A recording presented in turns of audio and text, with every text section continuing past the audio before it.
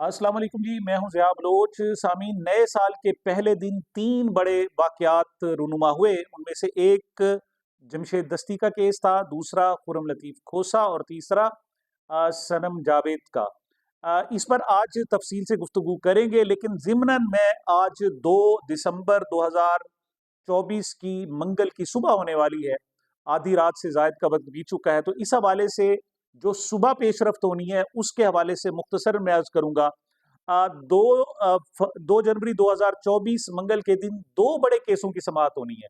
एक supreme court of Pakistan Islamabad में और दूसरा पेशावर हाई कोर्ट पेशावर में होना है। सुप्रीम कोर्ट के सबसे पहले बात कर लेते हैं कि 2 जनवरी का बड़ा देर से इंतज़ार किया जा रहा था और कहा ये जा रहा था। इस पर बहुत सारे हमारे तज्ज़िया निगारों ने गुफ्तगू की कि 2 जनवरी का केस अगरचे बुनियादी तौर पर मीर बादशाह कैसरानी जो तौसा से ताल्लुक़ रखते हैं और तौसा का एक इलाका कोट कैसरानी है और वहाँ से वो जनाब एमपीए मुंतखब हुआ करते हैं और उनकी अहलिया शमूना कैसरानी साहिबा भी एमपीए मुंतखब होती रहीं। तो दरहकीकत तो उस केस का नाम है, लेकिन दरहकीकत ये केस अगर इसको नवाज शरीफ और जहांगीर तरीन केस कहा जाए तो बेजाना होगा। ताहयात नाअहली केस के हवाले से जनाब इस केस की समाअत होनी है और 7 रुकनी बेंच बना दिया गया है। इस हवाले से सबसे ज्यादा जिस बात का वेट किया जा रहा वो ये था कि ये बेंच किस हवाले से बनाया जाता है और कौन कौन से जजेस इसमें शामिल होते हैं। तो चीफ जस्टिस की सरबराही में, चीफ जस्टिस काजी फाइज ईसा साहब की सरबराही में ये बेंच काम करेगा और इसमें बाकी जो 6 जज हैं वे बिल्कुल वही हैं जिन्होंने जनाब सुप्रीम कोर्ट का जो प्रोसीजर केस था जनाब, प्रैक्टिस एंड प्रोसीजर केस, उसमें जिसमें उन्होंने चीफ जस्टिस साहब का साथ दिया था और उनके मौक़िफ़ में हाँ में हाँ मिलाई थी और जो हुकूमत के हवाले से कानून साज़ी थी उसकी जनाब तायीद की थी। तो बहुत सारे जनाब हमारे तज्ज़िया निगारों के मुताबिक ये एक कल फॉर्मेलिटी आज तकरीबन पूरी कर दी जाएगी और हो सकता है शाम तक जनाब मियां नवाज शरीफ साहब को बाकायदा मुबारकबाद, हर तरफ सदाएं हों जी, मुबारक हो, आपकी नाअहली ख़त्म हो गई और आप एक मरतबा फिर सुरगुरु और वज़ीर आज़म बनने में जो एक और रुकावट थी, आखिरी शायद आखिरी रुकावट थी, वो भी ख़त्म हो गई।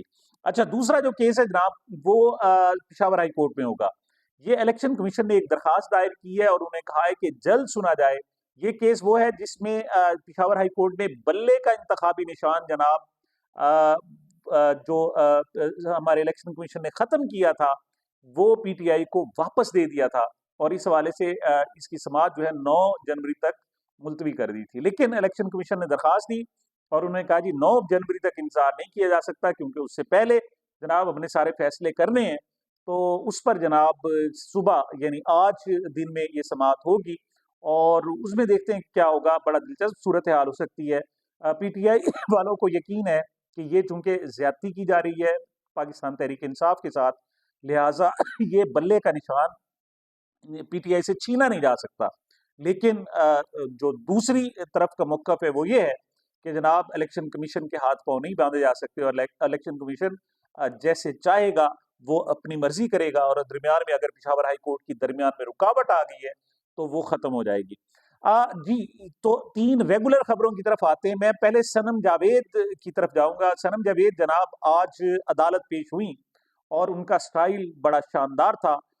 प्रिजनर वैन के अंदर आपको पता है उन्हें रखा जाता है और गाड़ी जो है घंटों खड़ी रहती है अदालत के बाहर और ऐसे में जो कैदी होते हैं, खवातीन होती हैं, वो अंदर होती हैं।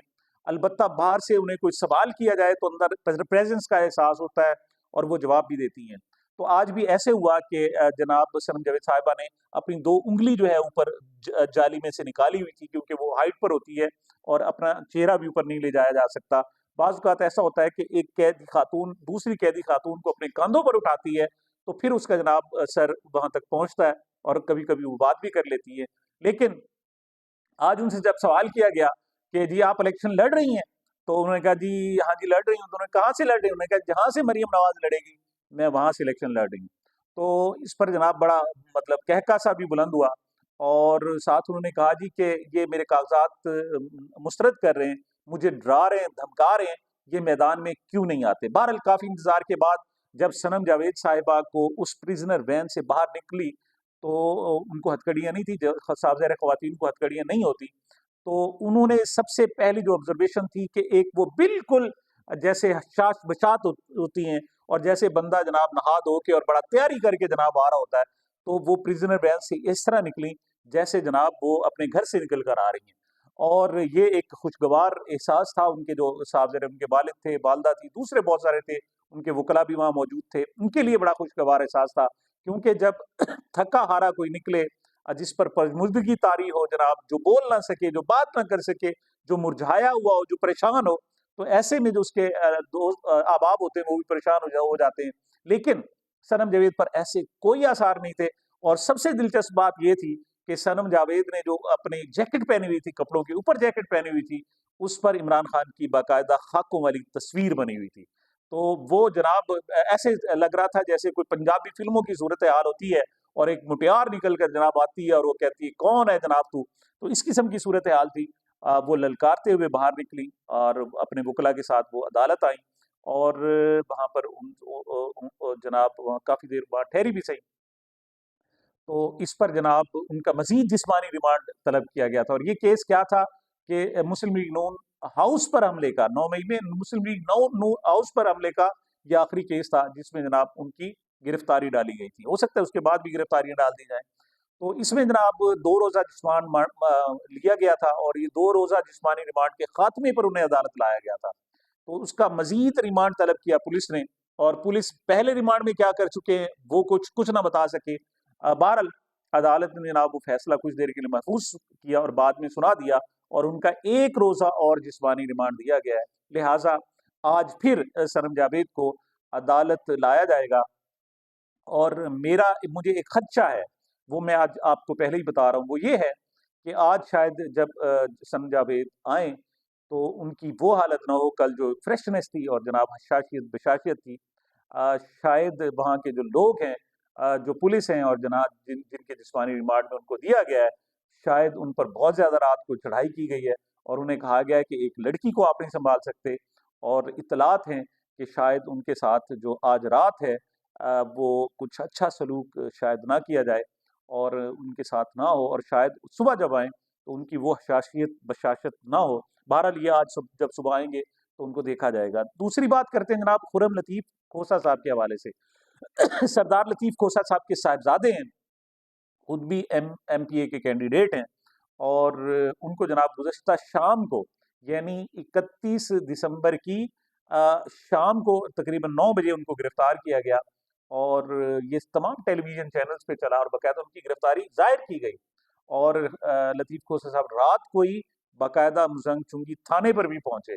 तो लेकिन आज जब उनको अदालत में पेश किया गया तो उनकी गिरफ्तारी यकम की थी, 31 दिसंबर की बजाय उनकी यकम जनवरी की गिरफ्तारी डली हुई थी।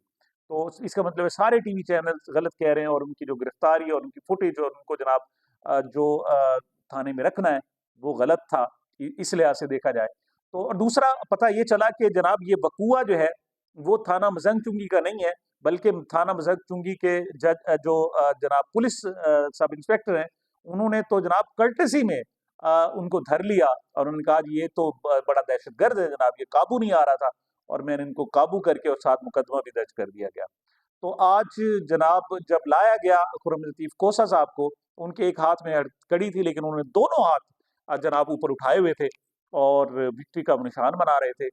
वुकला ने बहुत ज़्यादा नारे मारे, और वो बहरहाल अदालत आए, और जब अदालत आए तो लाहौर हाई कोर्ट में उनके हथकड़ी फौरी तौर पर उनकी उतरवा दी, और दोनों तरफ के दलाइल दलाइल बहुत कमज़ोर थे, पुलिस के पास कोई शवाहिद नहीं थे, और उनका कहना ये था जनाब कि इन्होंने मुझे धमकी दी है कि मेरी 5 पुश्तें जो है वो वकील है, मैं देख लूँगा। तो मतलब 5 पुश्तें वकील का हवाला दिया, और उन्होंने कहा जी ऐसा तो 9 मई में हुआ। तो अली बाकर नजफ़ी जस्टिस अली बाकर नजफ़ी साहब ने इस पर थोड़ा-सा बरहमी का भी इज़हार किया। उन्होंने कहा जी हर चीज़ को आप 9 मई से ना मिलाया करें, और ये आप बहरहाल क्या करें, मज़ीद आपके पास कुछ शवाहिद हैं तो पेश करें कि ये किस किस्म का दहशतगर्द है, आपने एक वकील को हथकड़ी लगाई हुई है।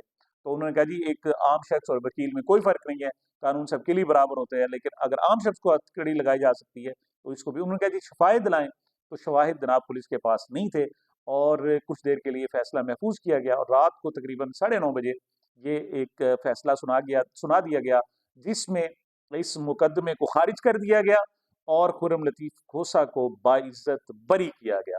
ये मैं समझता हूँ कि एक बहुत ही अहम फैसला है, सिग्निफिकेंट है।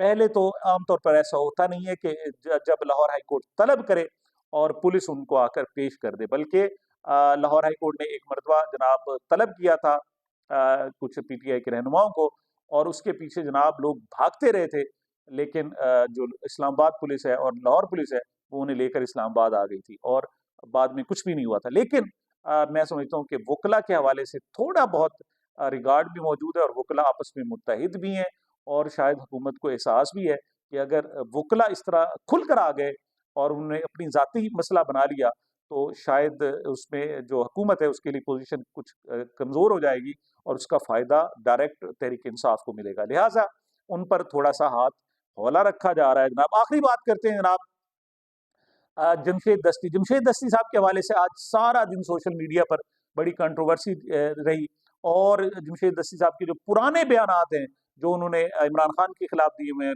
बुशरा बीबी के खिलाफ दिए हुए हैं, वो भी लाए गए। और साथ ही जनाब थाने के एक एसएचओ हैं मुजफ्फरगढ़ थाने के खुर्रम साहब, उनका बयान भी था कि जनाब जमशेद दस्ती पर तो 40 की मुकदमात हैं, और पुलिस ने बहरहाल उनका कहना ये था कि उनका घर पर छापा नहीं मारा। लेकिन माफ कीजिएगा, इसके साथ एक दिलचस्प सूरत हाल ये हुई कि जमशेद दस्ती के घर के बाहर जो टीवी फुटेजेस और वो कैमरे थे वो तो पुलिस साथ ले गई थी, और या वो नामालूम अफराद जो आए थे वो साथ ले गए थे। लेकिन उसी गली में जनाब एक टीवी सीसीटीवी फुटेज मौजूद था, और उसमें टाइमिंग के साथ वो सीसीटीवी फुटेज मौजूद है, और जमशेद दस्ती जिस हवाले से बता रहे हैं कि इस वक्त जनाब पुलिस आई और इतने देर तक रही, वो उसकी निशानदेही और उसकी तायीद करता है, उसको सेकंड करता है जनाब। दूसरी तरफ कुछ जो मालूमात हैं वो ये हैं कि जमशेद दस्ती साहब ने चूंकि हाई कोर्ट से जमानत करा ली थी, तो उन्हें शायद ये एहसास था कि अब शायद उनको गिरफ्तार ना किया जा सके, क्योंकि वो हाई कोर्ट से आए थे। लेकिन जो मोबाइल टेक्नोलॉजी है उस हवाले से जनाब इदारों को पता चला कि जमशेद दस्ती का मोबाइल जनाब यहाँ मौजूद है, और दूसरा वहाँ जो उनके मुखबिर थे उन्होंने भी इतला दी कि जमशेद दस्ती आज रात घर आया हुआ है। यही वजह है कि रात को तकरीबन 12 बजे के करीब पुलिस 12 बजे के बाद उनके घर आई, और जमशेद दस्ती को अपने जनाब कमीज वहीं फेंक कर अपने छत से एक दूसरी छत पर और तीसरी छत पर, और फिर वहां से फरार होना पड़ा।